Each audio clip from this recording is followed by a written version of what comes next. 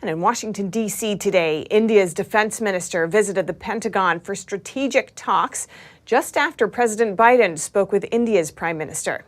India has held a neutral stance on the Russian invasion and is still importing Russian oil. The Biden administration is working to deepen its relations with India to build a stronger opposition against both Russia and China. But how is India reacting? NTD's Melina Wisecup has the details. The U.S. and India are both supporting Ukraine with humanitarian assistance, but as for how to hold Russia accountable for this invasion, the two countries are not on the same page.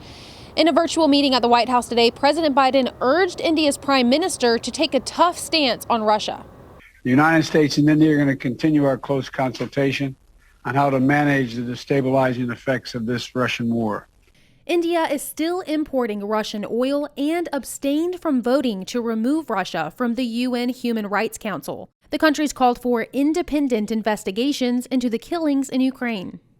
I spoke several times on the phone to the presidents of both Ukraine and Russia.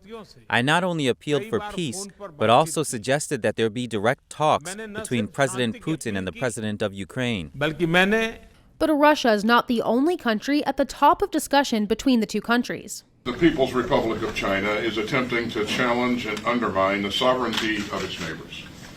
Beijing is eroding the security of the Indo-Pacific region, from its construction of dual-use infrastructure along your border to its unlawful claims in the South China Sea.